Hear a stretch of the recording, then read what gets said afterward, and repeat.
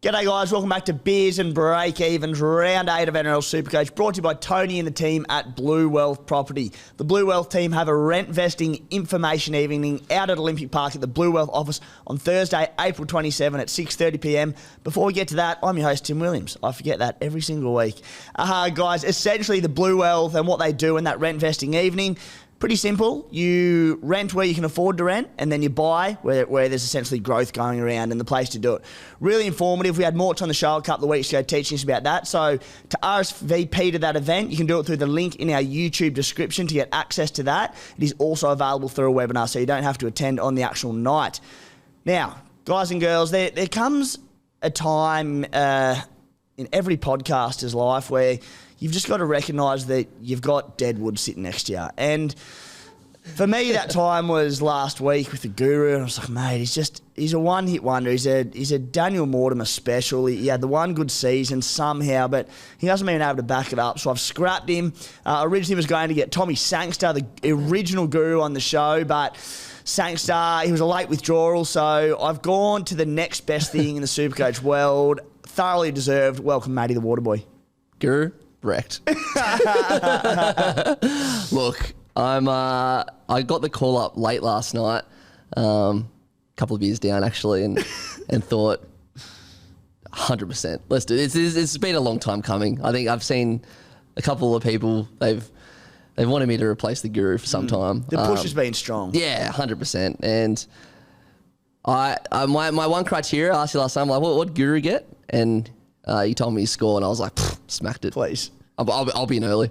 And here we are. Told you the rank, smacked it. Smacked it. Yeah. Here, because Guru's at his honeymoon after we had what a great wedding that was. Yeah, on one of the Friday. best. Yeah. What about when, so the ceremony happened, and it was fucking beautiful actually. And Guru shed a little tear, and it was great. Everyone was getting a little emotional, and then as soon as everything kind of wrapped up, just the ceremony, all these like waiters and waitresses just came up the stairs with all these Tommy margaritas. Oh, how good was that? You and me would sit there just go like, geez, would kill for a drink of any variety, ideally alcoholic, and the Tommy Margs can't be like, oh, Guru's got us. Guru, yeah. So shout out to Guru for that. He's a big softy, the Guru, isn't he? Like deep down. Loves a bit of emotion and showed it. And it was a wonderful wedding, and sitting there waiting for the ceremony to start, and you could tell he was nervous. He was a little bit agitated, and I was very, very close to... It was about 5:15 on Friday. Teams had just dropped for that Sharks and Roosters game, and I was going to go up to him and tell him that Nicho was out. And I thought, I'm like, he'll have a heart attack before the ceremony, and I'll be to blame. I thought, I better not. I tell you why it's good you didn't do that, even though it would have been one hell of a prank. I got there, and I'm not as invested as you in Supercoach.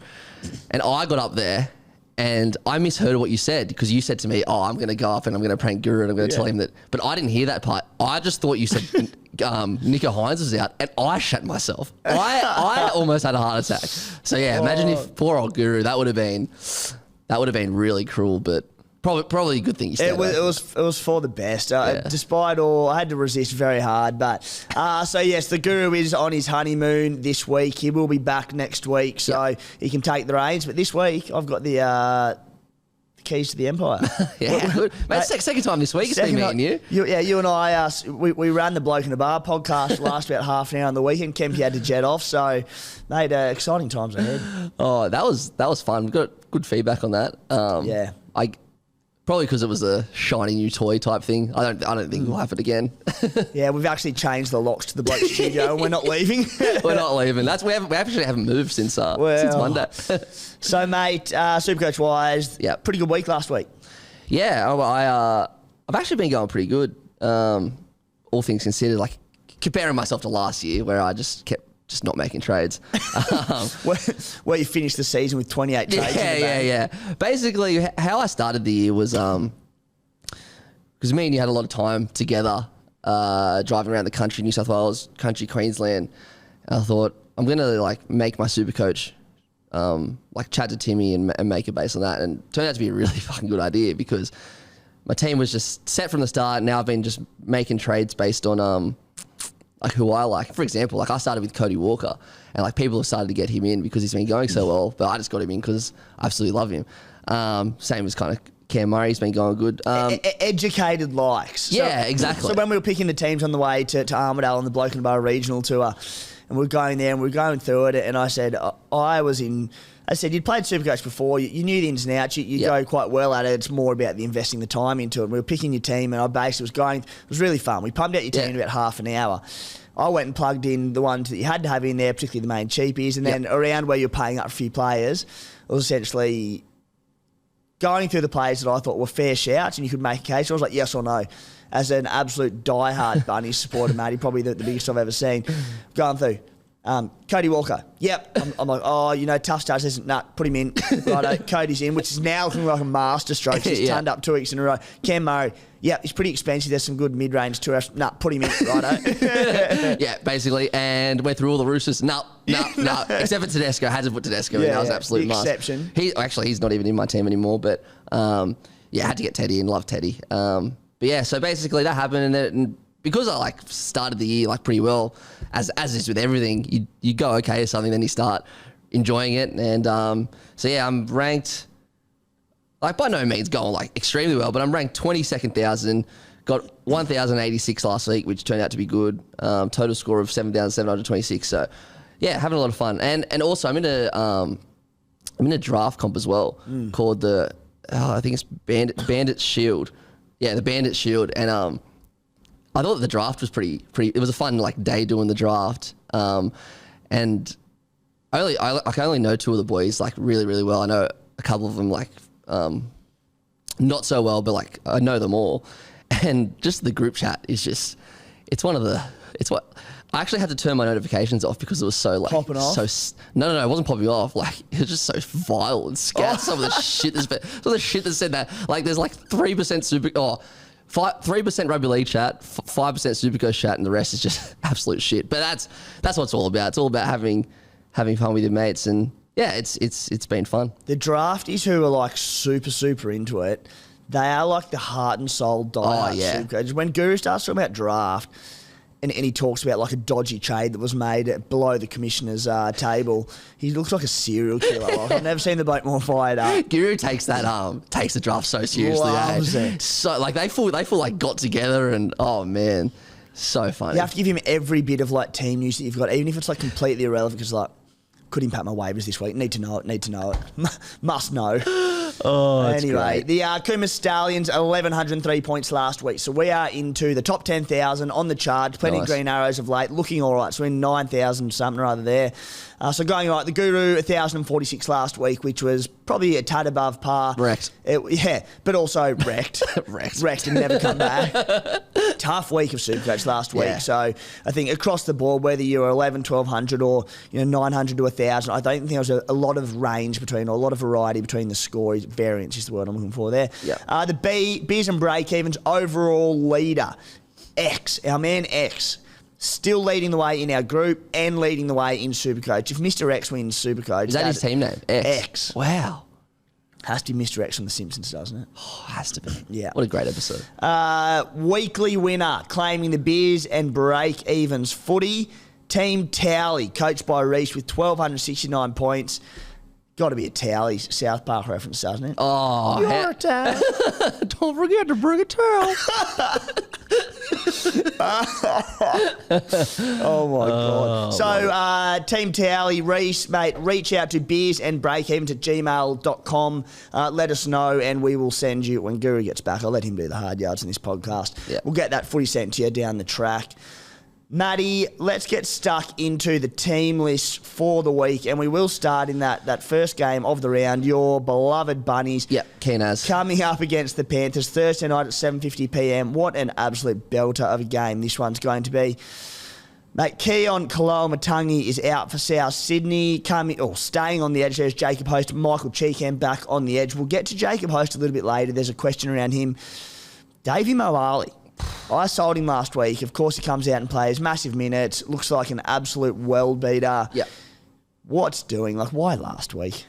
Yeah, and that's the thing. Like, I've got him in my team at the moment, and like, because it was only that, like, he's so good and he's constantly improving, but because they've been so conservative with him, you just don't know if they're going to put him out there for as long or like if they're going to, it's so hard to get a read on what they're doing. Like one thing is undoubted, like he's a freak. He's an absolute freak and he's going to be an absolute superstar. So there's no like question about is he good enough? It's how often he's going to be on the field. And like, as a Rabbitohs fan, I don't know. I'm not sure. So Did you have any middle injury forwards last week? There was every other week of the season for you. Nah, because Totola, he's out. Yeah. Sele came back. Sele's back. Havili's still out. There's another one. Anyway. So, yeah, and it was like last week was the week that he played his big minutes. He played his big minutes. And Jai came back. Jai came back last week and played in the middle.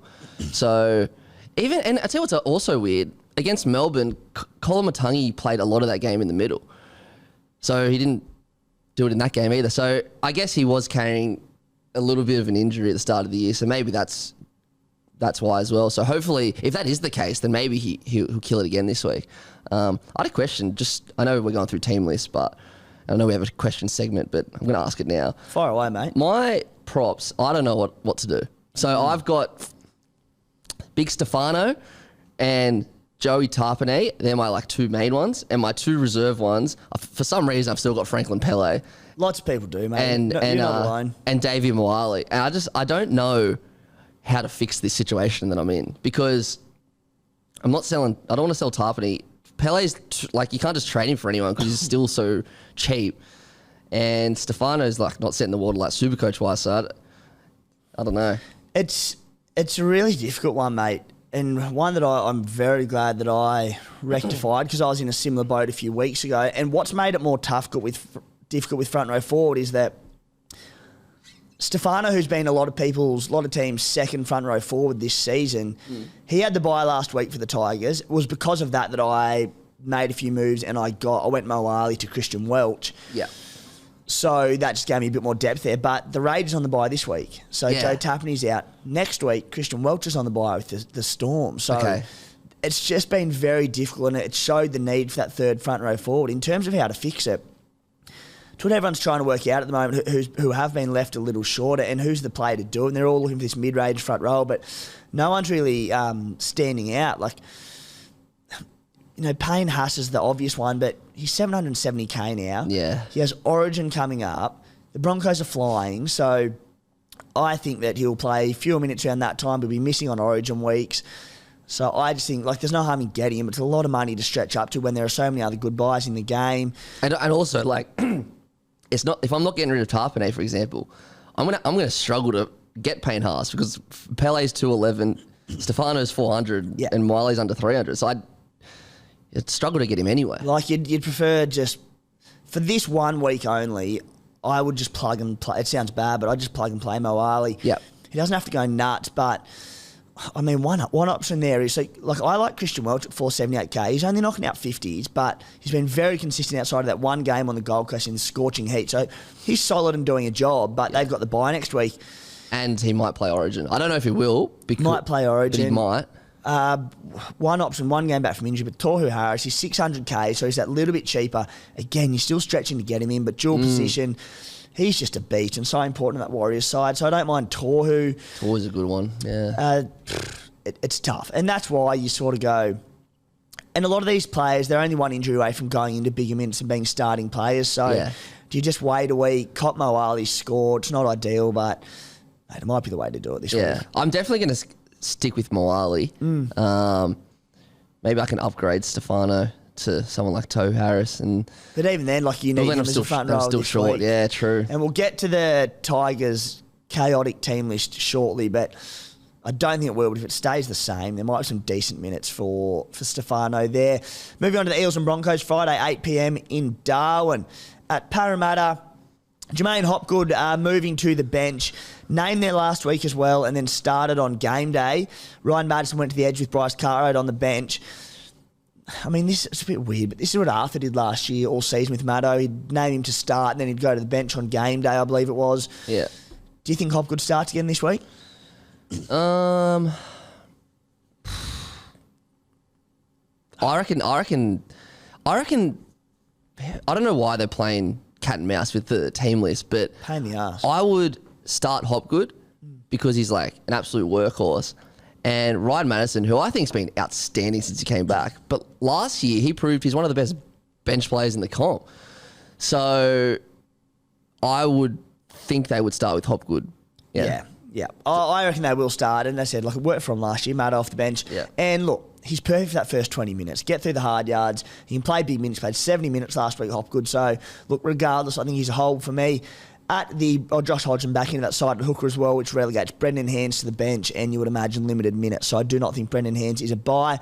At the Broncos, not too much going on there. Pretty stable roster. Tommy Flegler back in the side, as is Corey Oates, actually. But again, no major Supercoach relevance there. Doggies and Sharks, Saturday, 5:30 p.m. at Acorn Stadium. At the Doggies, unfortunately, Jarrell Skelton, who went bonkers, 250-plus running metres on the weekend in New South Wales Cup. There was about 12 tackle breaks there. He's missed out on a wing spot. They've preferred to go with Declan Casey and Braden Burns. So outside of those, nothing major there. Do note, though, Carl Oluwapu named in the reserves, not named in New South Wales Cup. And did you say Jarrell Skelton, I believe, might not have been named in New South Wales Cup as well? So I'll have a look. Just keep an eye out for that. But again, I say not Supercoach relevant, but playing early on in the round, if Skelton does come in there, Supercoach friendly game, Addo Carr out long term, Carraz out for 3 to 4 weeks, maybe Skelton's the play there. So we'll keep an eye on that one. At the Sharkies. Yeah, so Skelton and Olapu taken out of the cup side. Okay, it is relevant then. 'Cause Yeah. if Skelton comes in, his bottom dollar. Yep. Very interesting. And just for those at home, if Olapu comes in, I highly doubt he'll play any. He'll be at the bench. He'll play on the bench. Ease him in. Yeah, he'll swap him for Josh Reynolds for sure. There's no way. It seems light for light, doesn't it? Yeah, there's no way they'll put him in straight for example, Cole Flanagan. Like certainly not Burton. Especially a tough game against the Sharks that you don't need to thrust him in there to 80 minutes in an injured side. Yeah, I thought Flanagan was good last week as well. So yeah. All right.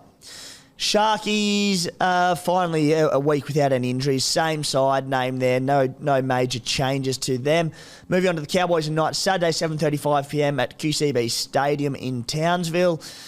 The Cowboys, Jason Taumalolo is out with Ruben Cotter into the starting side there. Nothing major to sort of touch on too much. I mean, Ruben Cotter's one, mate, that's a little bit cheaper as a front row forward option. I started the season with him. With all the injuries, he's probably going to be forced to play decent minutes. There is Origin looming, though. Would you have any interest in him? Yeah, absolutely. I love Ruben Cotter. But yeah, the Origin things, that's the problem. What's he cost? So he had the injury a few weeks back. So he's 558k. Ooh. So maybe Cotter's your play. Yeah, maybe. Maybe Cotter's your play, but then also I look at it and go, look, I love Cotter. I think he's a great play, but for 50, I think it's about 50k more. Tohu Harris. Yeah, who doesn't play Origin. Maybe just find that 50k. Yeah. Yeah, I'd probably lean towards Tohu Harris at this point. Yep. It's tough. And because of his injury, Tohu, lots sold off, so he's a pot as well. Not a lot of upside, but there's enough there. Yeah. He's getting a lot of try assists at the moment, or at least contributions with those last passes. Had one for AFB last week. Over at the Newcastle Knights. Mate, the big one here, Kalen Pogner back in the team. So excited. So excited. Terrified as a non-Greg Marju owner because Pogner goes onto the left edge, which just opens up the left winger so much against a leaky Cows outfit. Kalen Ponga, look, he's very cheap at the moment off the back of that early concussion a couple of weeks ago. We know how good he is at Supercoach when he's on. Break even of 87. He's set to drop a lot of cash. A 1 point score in his rolling average for a couple of weeks. So he could be like 450k in a few weeks. Again, there's the Origin concern. The Knights have a bye in round 10.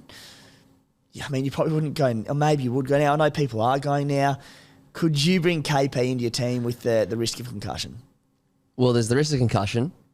If he doesn't get concussed, he's 110% in my Origin team. Yeah. As in Queensland. There's just too many red flags. And like even the green flags are red flags. Like if he does get through it, he's going to play Origin. So even the green flags are red flags. One of the great calls. No problem for me. Yeah, agreed on that one. Dolphins Titans Sunday 2 p.m. at Suncorp Stadium. Kenny Bromwich is out. Felice Kafusi comes back into the side. No major things to touch on there. Over at the Gold Coast Titans, note that AJ Brimson named on the extended bench, so a chance there. Cheapy Isaac Fasuma-Malawi, he drops out of the team and just, I mean, anyone that brought him in, he's just going to be could be another Franklin Pele barring injury. Thomas McKaylee coming back from the Super League, he's been named in there as well. So no major ones there. Moving on to the Tigers and Seagulls, 4:05 p.m. Campbelltown Sports Stadium on Sunday at the Tigers. Bloody hell. Adam Dewey, obviously ACL out for the season. Gut-wrenching for him. Devo. Brandon Wakeham gets first crack at replacing him at 5'8". Jareem Buller, really promising young fullback. A lot of upside to him, named to play there. I'll be honest, I thought against the Eels, Charlie Staines was probably their best. Yeah. Jimmy Tupou was good as well, but I thought Staines absolutely earned the right to get another crack at that fullback spot. Anyway, it's not to be. I've never seen this young kid play, so maybe he's a freak, but why it's just, now? Now? So the Tigers have had. Did Laurie start the year as fullback? Yeah. So they've had 4 fullbacks, and it's round 8, and they've had a bye. So what's going on? You know? I mean, Staines, who I believe wants to play fullback, getting his crack there, playing really well. They almost sort of upset Parramatta as massive outsiders. And sorry, mate, back to the wing. Yeah. And look, even if he comes in and kills it, Bullard, it's just like. Just seems like terrible coaching, if you ask me. On the bench, Dane Laurie and Tommy Talau, both outside backs. I'm almost sure it can't stay this way, but if it does, great news for Stefano Kamano, who should hopefully get some decent minutes in there. Over at Manly, no major change there. Kelma Tuolangi is out of that side, so Ethan Bullymore gets the start on the edge. Moving on to the Roosters and Ruben Garrick. Big news. Yeah. Big news, but we sort of knew. We'll get to questions around him later on in the show, but back from the concussion, so always. Thank God, because for a great match up there. Roosters v Dragons, Tuesday 4:05 p.m. at Allianz Stadium. The Anzac Day clash, probably my favourite regular season game of the season. Now, are you going out? I'm not at this stage. Yeah. Are you? I wish, nah. God, it's a good game. Yeah, I'd love to go to the new stadium, and that'd be sick as. Now, one of the great Supercoach moves here, Joey Manu to 5'8". Any trade plans that anyone had coming into this week, blown out of the park. Joey Manu 5'8", Sam Walker dropped, Paul Momorovsky in at centre. Joey Manu, he was just about to bottom out in price anyway, Matty. I was a little bit tempted regardless, but now he's at 5'8", where he averages over 100. He put 191 on against the Dragons last season when he played 5'8". Got to be a hot property, doesn't he? Yeah, and I didn't, because I didn't play last year, so I didn't know that. And then when I came in today asking for advice, like, what should I do? And you were like, Manu, and I was like, I mean, I guess. And then you were like, no, when he's 5'8", like, he absolutely kills it. So let me correct you there, mate. Joey Manu looks like a great buy this week. You know, moved to 5'8", where he goes great. Yeah, but Roosters? yeah. Sorry, that's more accurate. Yeah. I don't, because I've got nothing against the Roosters players. It's just that I don't like supporting them in any way. So, you know, I'm going to have to support Joey Manu because I got him in. So now I'm going to have to support him. So, yeah, really, really brilliant. And Angus Crichton returns in the second row. That's great news. Great news to see Angus Crichton. And I tell you what, I'd love to see him come in and kill it and play for the Blues. It might be a bridge too far playing his first game of the season, but he's valuable to that Blues lineup. So all the best to Angus Crichton coming back, and can't wait to see him out on the field again. Sorry, do you reckon that Egan starting at 11, you got Tupanua coming back as well, do you reckon, because Egan Butcher's better in the middle, right? A million times better in the middle. Yeah, and he's what Trent Robertson calls a modern day front rower. So is there any chance, I know he's come back from injury, still to Tupanua, but is there any chance Butcher goes to the bench? Definitely. Yeah. Yeah, I didn't see, obviously, the New South Wales Cup game that Tupanua played in. I think he's played the last 2 weeks there, but I think he's got 2 games under his belt now. So, yeah, for sure. Cool. Interesting. And Crichton, Tupanua, both Supercoach. Well, Crichton's an absolute out-and-out gun on his day, and Tupanua's solid enough as well. So one's to keep an eye out for, particularly if Tupanua does play reduced minutes off the bench early on and drops in price for us. At the Dragons, not too much going on there. Jaden Sewer is out of the side. Murdoch Masila, Jack Bird on the edges. And the final game of the round, the Storm versus the Warriors, Tuesday 7 p.m. at Amy Park.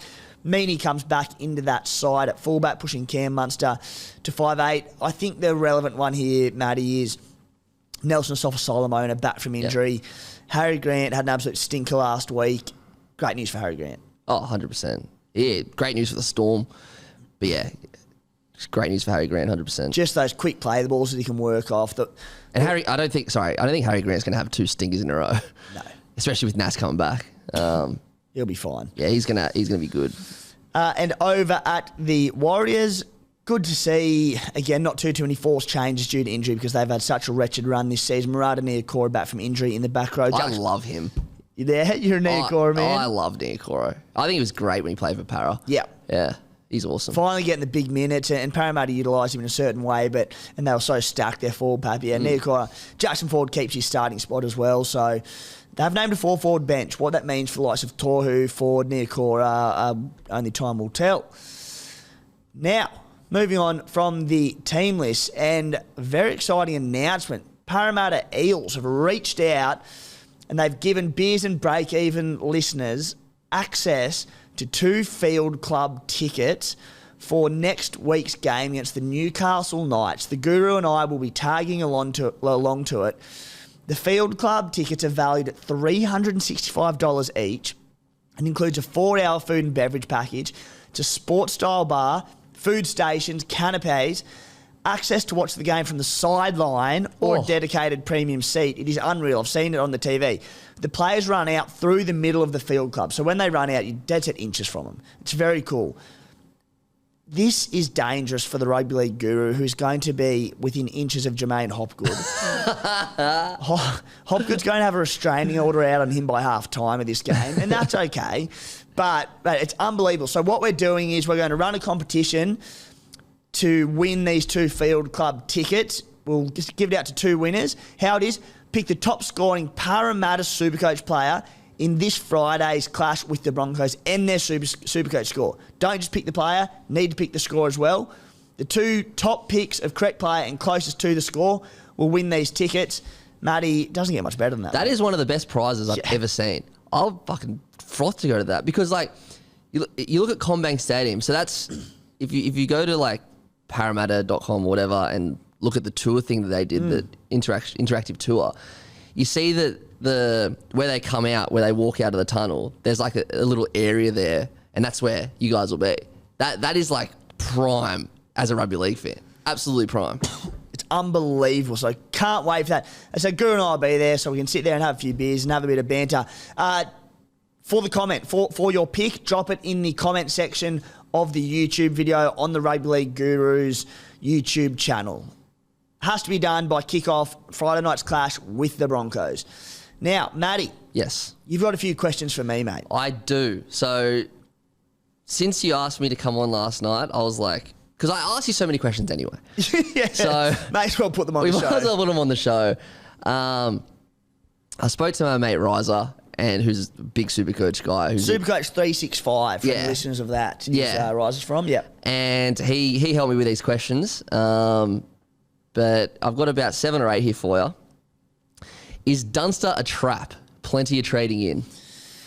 Yeah, so he's pretty talented, Dunster. The issue is that Bailey Simonson is back this week and he's been named on the extended bench. Where the appeal is, though, is that he's a cheapie that Parramatta play the 3 major buy rounds. So, you know, with Wanga Blake lurking there, Bailey Simonson, Zach Sini, there's all these options.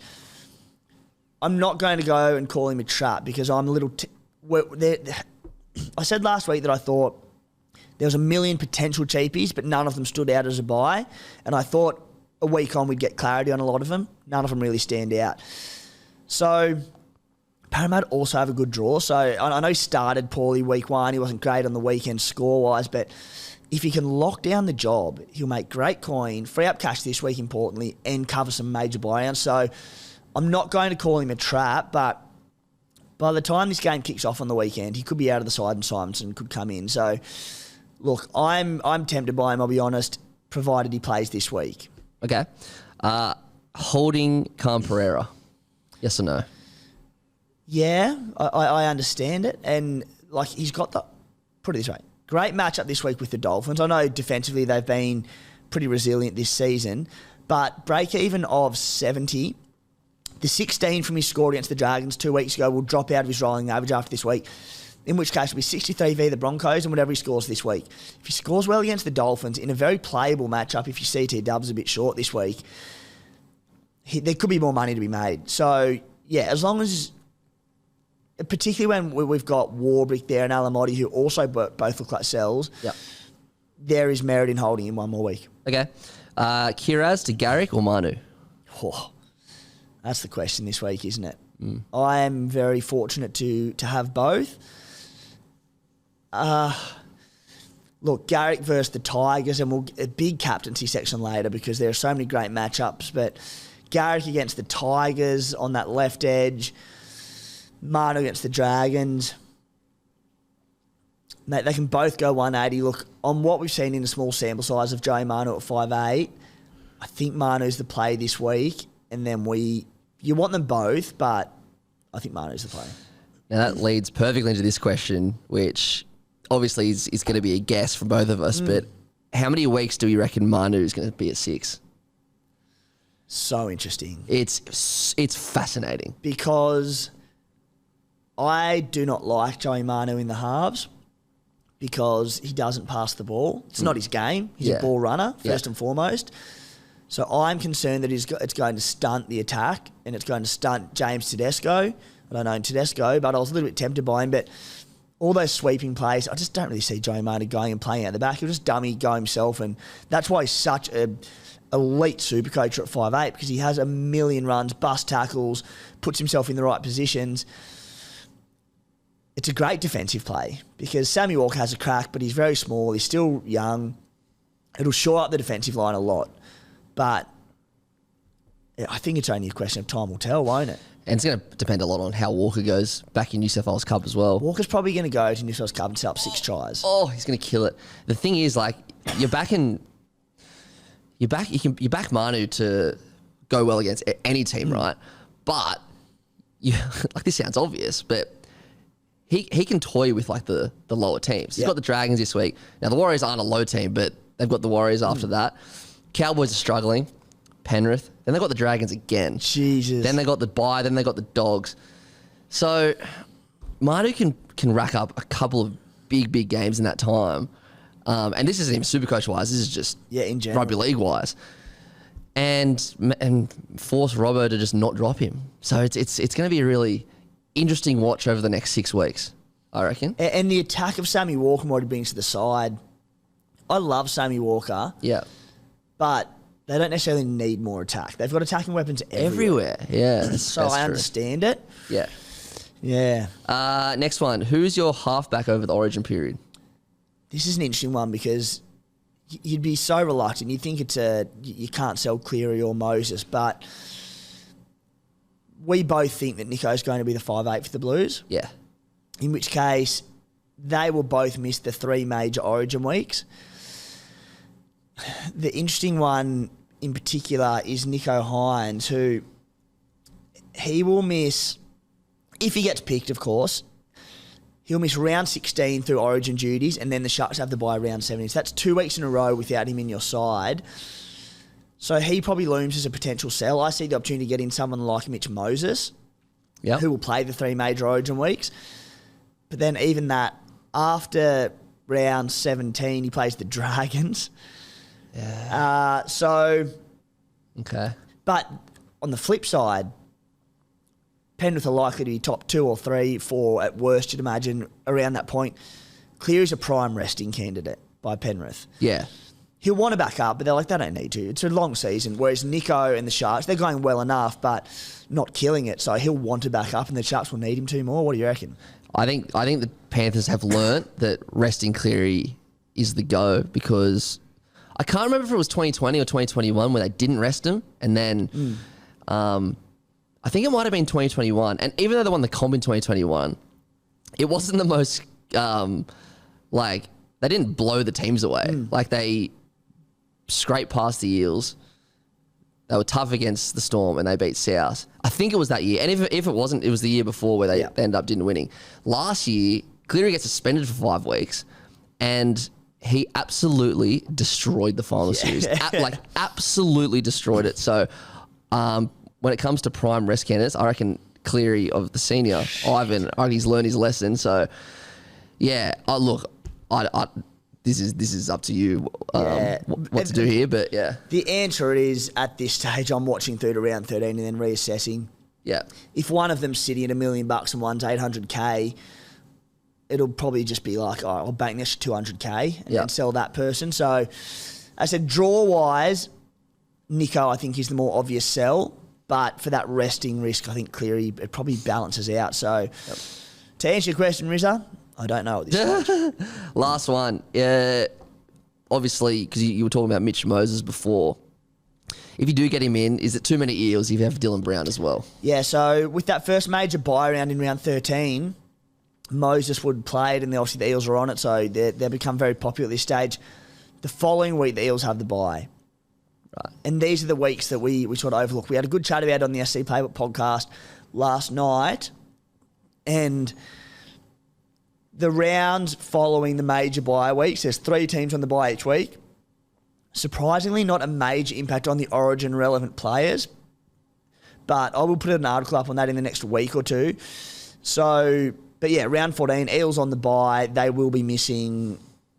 You could be missing a lot if you've overinvested in them. So take note of that. But yeah, like Mitchy Moses or Jerome Hughes, if they're around 600K and Nicho or Clear at $1 million, you can bank 400K from them and get them for like an extra 3 or so rounds over that period. So it adds up. Cool. Done. Matty. Thanks, Riser. Matty, new bloke jerseys. Yes. Fire away, son. New bloke jerseys. For the reason I'm laughing is because I did the ad for the bloke in a bar, just the beer, last Monday, and I had to have about 3 goes at it. It was so embarrassing. Bloke jerseys. Now, they go on sale next Monday, 6 p.m, so that's the 24th of April. 6 p.m, there's no daylight saving, it doesn't matter. You would go to the bloke in a bar Instagram, you see Nicho Hines in it, Campbell Graham in it. They look much better in it than I do. But it's just, I love it. I've been walking around in it since I got mine last week. So if you go on early next Monday, the prices are going to be, I think it's about $99. 99 early on? Yeah, early on. So if you want to get it cheaper, make sure you're there next Monday. We only have a limited amount too. So once they're gone, they're gone. It's not like last year where we had like 2 batches. This is going to be the only batch this year. So, make sure you're ready on Monday to get one of these jerseys because it's an absolute cracker. Cool. They're sick, hey? They're just, have a look at them. I love the colours too. I love the 23 on the side. Yeah, that's cool. The goat number. Yeah, for sure. So yeah, Monday 6 p.m. And want to say Magic Round absolutely flooded with them as per last year. Yeah. Matty, a quick stat deep dive. The stats that caught my eye this week. Jacob Host, pretty popular buy this week. People looking to free up a bit of cash, particularly with Kalamatangi out long term. Looks pretty well locked into a big minute role on the edge. He played out 63, 64, I think it was on the weekend. So not 80, but decent enough. I have my reservations. In the first 6 games last year for the Bunnies, he played big minutes. He averaged 63 and a half minutes for 36 points. Okay. Which is not great going. Now, he's been better in his 2 starting games on the edge this season, but... last year, he got off the bench last year, didn't he? I know it doesn't really make a difference. He did, but he must have come on and played good minutes. Yeah, right. Interesting, because South's back row is Arrow, Kalamatangi and Cam Murray. So I wonder if he played in the middle at all last year. I can't remember. Which would be even worse for your base stats. I'm trying to work... Did Arrow shift to a middle early on last season? It was like the first 6 rounds. I was wild. I thought, interesting. Unless I've stuffed something up, likely. No. But yeah, so look, Jacob Host, I don't think he's a bad buy. I think people need to be aware that he's not the home run that I think people are expecting. The thing is, I think he requires the odd attacking stat to score well enough and make some decent cash. but he's on the left edge for the Bunnies. Yeah. Damn. Will he stay left now that Clomatungi's out, or do you see, it's a tough one, do you see him or Cheekham playing right and left? Well, Cheekham played left to start the year, but that was because Arrow was out. Yeah. But now Arrow shifted to the middle anyway. So I don't know. Either way, the whole left-right side argument of the Bunnies, it's becoming more relevant because of how good the right edge is. Well, the right's getting all the ball. So Sonia Taruva, people looking to offload him this week as well. I would prefer to offload Warbrick, Canberra, Alamotti first, but the start that did catch my eye. The first 3 weeks of the season, he based 31, 38 and 44. So even if he didn't have any major attacking stats, he still scored well. But his base the last 3 rounds has been down to 26 per game, so just something to be wary of there. I think he can pick that up again because he's an absolute goer. But if that maintains, he makes him more of a risky play, as we've seen in recent weeks in the starting 17. Kurt Mann, starting this week for the Knights. Last week, scored 69 points in 56 minutes with 67 in base, which is absurd work rate. He had 45 tackles and 11 runs. Of those 11 runs, every single one of them were over 8 metres for the maximum 2 points. So the K-Man, look, I know people are a little bit interested in him this week. Adam Elliott's due back next week against the Eels, so I think that'll impact him a fair bit. So he's definitely wouldn't be going early on him, but one to watch. And then the last one is Joey Manu. We touched on it earlier, but averaging 101 points in 4 games at 5'8", 191 on the Dragons last year. Mouth-watering. So I've just gone back and had a look at the host stuff. So basically, Arrow was left edge, Colomatungi was right edge. Colomatungi played 80 every game. Arrow played about 60 minutes every game.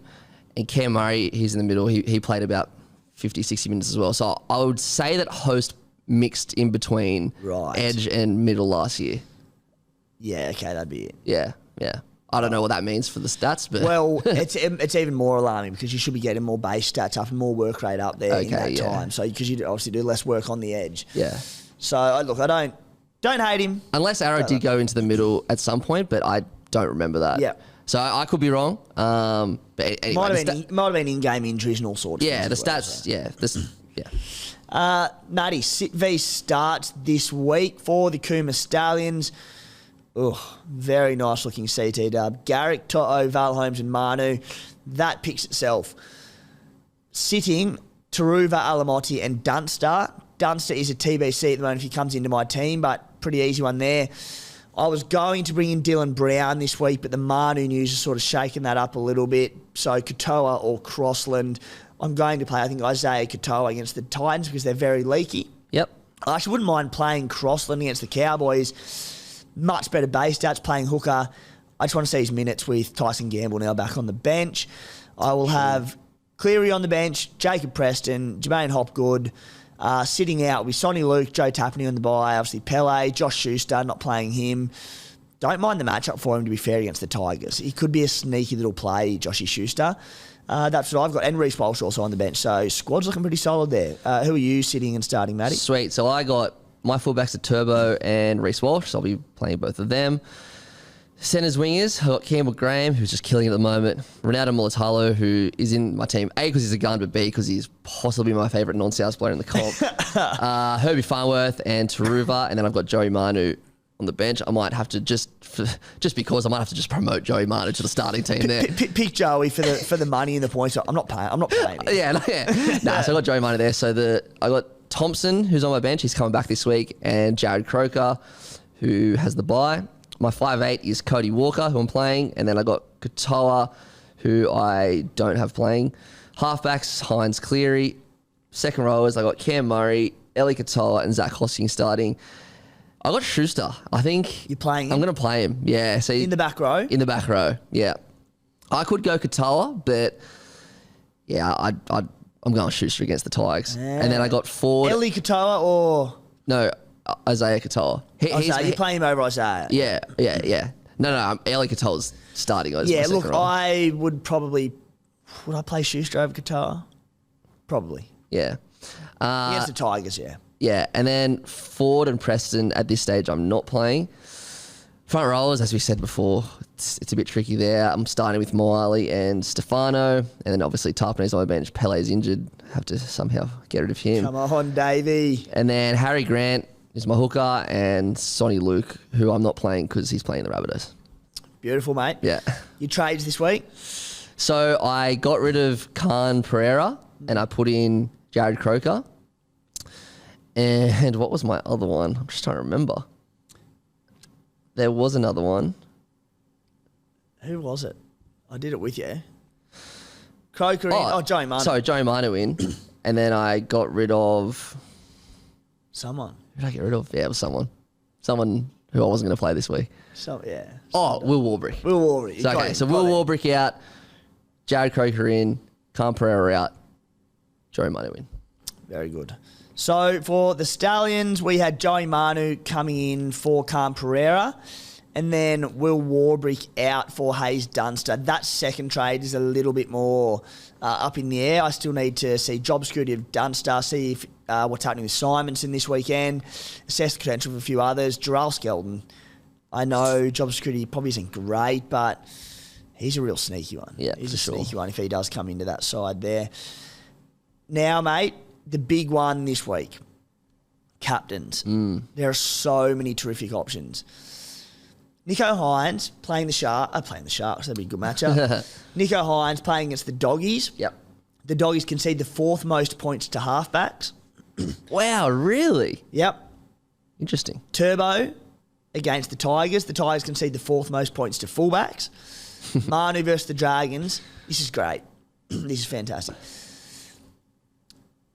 Manu not playing fullback, but I thought I'd throw it in there. The Dragons concede the most Supercoach points this is in the comp to fullbacks. I guess, though, 1 and 6 are very similar in a lot of ways, and Manu plays more of a fullback than a 5'8", so that stat is very relevant. Get this one, though. Yeah. The Dragons concede the most points in the competition to halfbacks, number 7s, but the least points in the competition to number 6s. What? So with 6 and 7 essentially being the same thing these days, I've basically got them as 8th most. Yeah, fair. But so it'd be largely skewed due to Nicho putting 190 odd on them or 180 odd on them. That's right, a while back. So that'd be why. So, mate, which way are you leaning of those three or any flyers? I did consider Harry Grant because he had a pretty bad game last week. I saw for some of those. Nelson's coming back. Huge. Two problems though. One, the Warriors are killing it. Yeah. One, the Warriors are good. Yeah, and two, it's all the way on Tuesday. I can't wait that long to pick my captain. I mean, although you could pick Joey Manu, so. And you don't want the game getting in the way of your 2-up as well. Yeah, exactly right. So, look, it's out of Nicho and Turbo for me probably. I just think Nicho's so desperate to play Origin. Yeah. It's going to be a Saturday afternoon, 3 p.m. game. So I'm going Nicho. Yeah. What are you going? Leaning towards Nicho. I think you know what? If the Doggies didn't have this continued injury load, I would go Tommy Trbojevic. And I'm still tempted by Tommy Turbo, I'll be honest. But the Doggies are just decimated, the poor buggers. So I just see such, as you said, Nicho desperate for an Origin spot, looking unbelievable. The Sharks are humming. He's in everything they do. I think he's the play. It would be Tommy if there wasn't a few concerns around injury, which there always is. He's got that hip pointer injury. I thought he looked quite good in that game against Melbourne, but there's still a bit of concern over that. And if that plays up or his back spasms, if they do get out to a lead against the Tigers, he's also prime candidate for an early rest. 100%. Especially if he's a little bit and more fresh. While this isn't a major concern, we are seeing teams off the bye perform well this season. So the Tigers are fresh, backs against the wall. They've got no excuses. So I'm leaning towards going with Nicho Hines. Yeah. Mate, couple of questions before we wrap it up. Question from M. White. Eli Katoa a sell to David Fafita, or is that jumping the gun early? I'll go first, mate, then throw to you. David Fafita this season, he's averaging 78 without a try. Holy moly, he's going good. Great guns. Now, far out. Look, I like the trade. Yeah, I do. I think Eli Katoa's a hold. I would be surprised if there weren't better trades available to your team this week because I know he's had 3 down weeks, Eli Katoa, but I still like what I'm seeing from this year. More attacking stats will come. The quick play the balls of Solomona, that's only going to help everyone in the team, essentially. And I think Eli Katoa, with his combination with Jerome Hughes, it's only going to get better. I think Eli's a hold, but if your team's in a good space and that's, available this week to Dave Fafita, sweet. Yeah, I mean, the only thing I'd say is Fafita is a very big candidate to play for Queensland. But yeah. Yeah. Question from Moore. Jimmy, if you could change any rules scoring in Supercoach, what would it be? To be honest, I think they've got it pretty bang on. What I love about Supercoach is it annoys some people, but the try assist in particular are a little bit subjective, very opinion-based. I like it because it goes more often than not to the person who has the biggest influence in the try. If some bloke runs, people want the argument of, and I know NRL fans essentially give it to last pass. If some bloke runs 90 metres, beats 4, chips and chases, regathers, tips on, draws and passes the fullback at the very end, who then tips onto a winger, whoever tips it on will get the try assist, and it's just, I just hate that. So, look, back to the question though.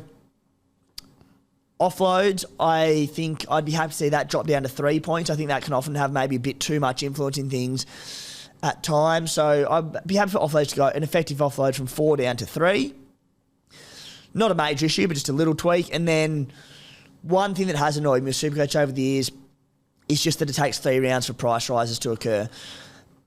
I hate early on in the season that you can take a punt on a rookie that you've watched and you like, and you might have a bit of mail on, so be it. They're good or whatever it might be, like a Jacob Preston.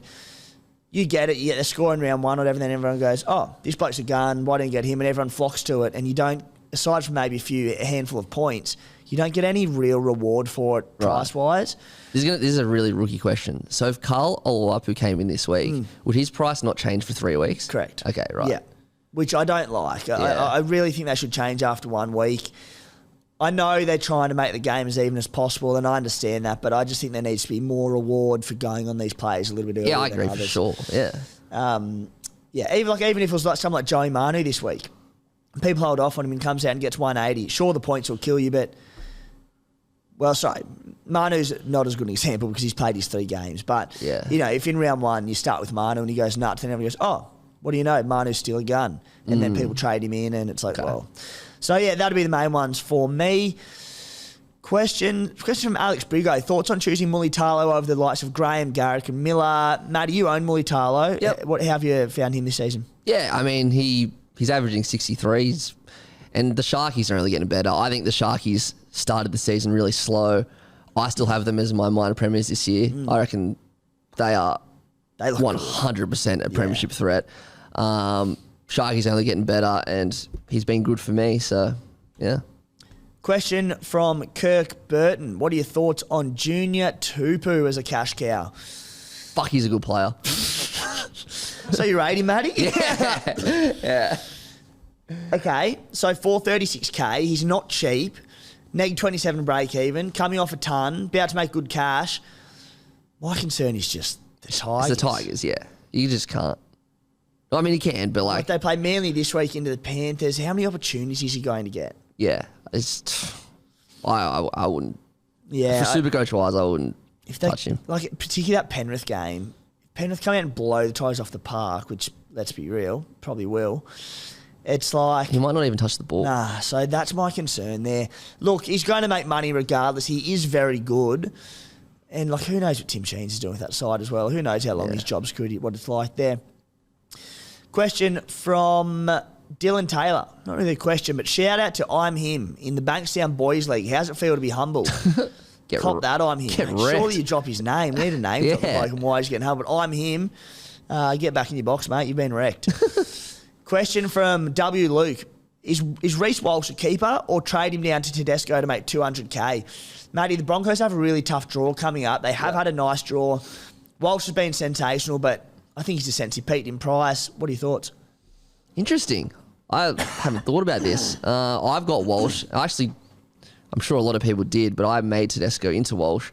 I'm so... Teddy is so good. And he hasn't been playing bad or anything. He just hasn't been getting good Supercoach scores. I reckon that's a good play, actually. Yeah, I don't mind. That's actually... Yeah, wow. I like that a lot. My issue is this. Origin. So firstly, the first major bye week the Broncos play, Reece Walsh probably won't be in Origin. We don't think so. If I had to bet on it, I would say no at this point. Yeah, and I'd be pretty happy with the bet. Yeah. I mean, Ponga's the one. Yeah, if Pong is out, then Walsh is in. And then because he's not going to play 14 because he's got Grant and Hunt, so... And then I think Brimson would probably be a bit hard done by if he wasn't the second pick. So, look, you'll get that, and just Teddy will miss the major Origin bye weeks. And then with Manu and Suoliti, he can deputise at fullback. He's got to be a huge chance for rest through that period, doesn't he? Yeah, that's true as well. If you're not too concerned about the Origin period, though, the trade makes sense. The trade makes sense because I think Teddy's going to... I think he's waiting to explode. He will. He will explode. It could be this week. And because the Roosters they're going okay. They're not playing that good. They're just playing like... They got their angry pills on. They're just... Yeah. I reckon he's going to be the one to calm everything down and start playing well because he's their captain. Yeah. As I said, Joey Manu 5'8". I don't love that for Teddy. Yeah, it's true. But it's also Teddy. He'll make it work. Yeah. Question from Bailey Silas. Thoughts on Jack Bird? Playing 13. He's actually plays 30. Must have been round 13. Has good base in CT dub and his dual position.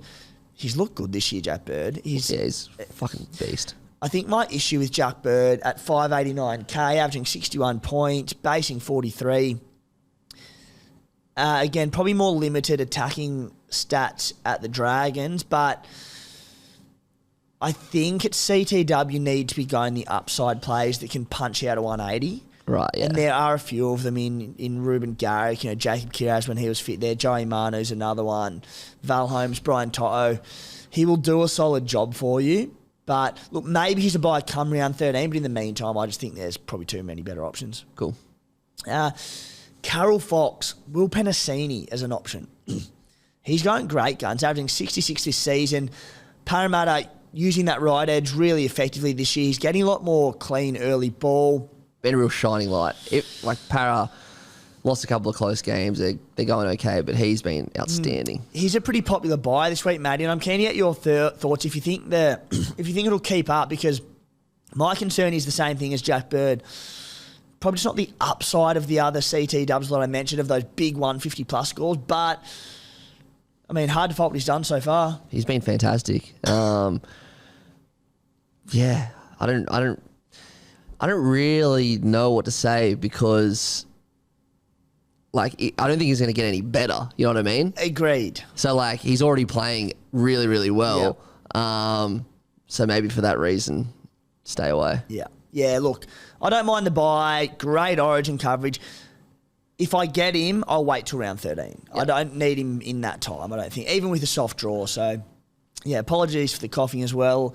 Also got a flu, but unlike the Guru, I don't come on here and compare myself to Michael Jordan, the flu pod. So, been a bit of a slog this week, but getting through it pod by pod. Matty, I think we will wrap it up there for this week. You've been big on your beers and break-evens bar debut. Thank you, mate. There's probably so many listeners thinking this bloke literally has no idea what he's talking about, but I don't, so...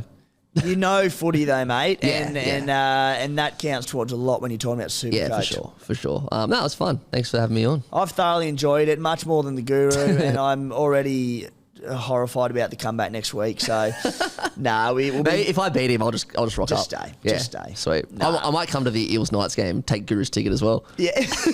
Now we're talking. He can come back here. We're going to the footy together. Yeah, perfect. It'll be good to have the big fella back and talking footy and basically running the show because he's good at what he does. So it'll be very nice. He's the best. Righto, guys. Don't forget to reach out to Blue Wealth Property. Link in our description on the Guru's YouTube for this video. And that property night is coming up on April 27. Thank you for tuning in and good luck this weekend.